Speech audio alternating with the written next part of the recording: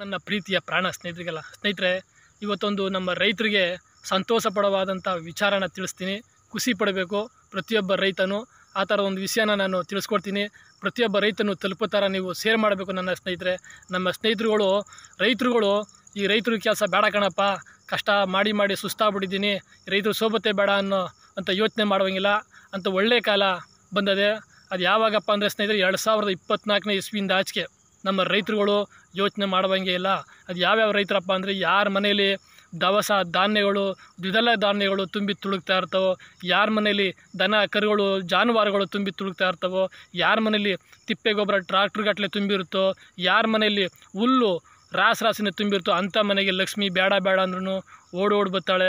ಅಂತೆ ಕಾಲ ಸ್ನೇಹಿತರೆ 2024ನೇ ಇಸ್ವಿಯಿಂದ ಆಚೆಗೆ ಹಿರಿಯರು ಹೇಳ್ತಾಯಿದ್ರು, ಅದೃಷ್ಟ ಅನ್ನೋದು ಕತ್ತೆ ಗುದ್ಗೆಲಿದ್ರೂ ಓಡ್ಬರ್ತದೆ ಅಂತ ಹೇಳ್ತಾರಲ್ಲ, ಅದೇ ಥರ ಸ್ನೇಹಿತರೆ ನಮ್ಮ ರೈತರುಗಳು ಖುಷಿ ಪಡಬೇಕು ಅಂಥ ಒಂದು ಸಮಾಚಾರ. ಪ್ರತಿಯೊಬ್ಬನು ರೈತ ಆಗಬೇಕು, ರೈತ ಬೇಕು ನನಗೆ ಅನ್ನೋವಂಥ ಕಾಲ 2024ನೇ ಇಸ್ವಿಯಿಂದ ಆಚೆಗೆ ಬರ್ತದೆ ಸ್ನೇಹಿತರೆ. ನಮ್ಮ ರೈತರುಗಳು ಯಾರು ದುಃಖ ಪಡುವಂಗಿಲ್ಲ ಅಂಥದ್ದೊಂದು ಕಾಲ ಸ್ನೇಹಿತರೆ. ನಾನು ಹೇಳ್ತಾ ಇದ್ದೀನಿ ಕೇಳಿ, ಪ್ರತಿ 2024ನೇ ಇಸ್ವಿಯಿಂದ ಆಚೆಗೆ ಪ್ರತಿಯೊಬ್ಬ ರೈತನಿಗೆ ಬರದೇ ಹೋದರೆ ನೀವು ಯಾಕೆ ಬರಲ್ಲ ಅಂತ ಕೇಳಿ. ನಾನು ಹೇಳ್ದಂಥ ಪದಾರ್ಥಗಳು ನಿಮ್ಮ ಮನೆಯಲ್ಲಿತ್ತು ಅಂದರೆ ಲಕ್ಷ್ಮಿ ತಾನಾಗಿ ಓಡ್ಬರ್ತಾಳೆ. ಬೇಡ ಅಂದರು ಅಂತ ಮನೇನ ಹುಡಿಕೊಂಡು ಬರ್ತಾರೆ ಸ್ನೇಹಿತರೆ. ಸತ್ವಾಗಲೂ ಅಂಥ ಮನೆ ಹುಡಿಕೊ ಬರ್ತಾರೆ. ನೀವೇನು ಯೋಚನೆ ಮಾಡೋಂಗಿಲ್ಲ ನನ್ನ ಸ್ನೇಹಿತರುಗಳು ಅಂತ ನಾನು ತಿಳಿಸ್ತೀನಿ ನನ್ನ ಪ್ರೀತಿಯ ಸ್ನೇಹಿತರೆ.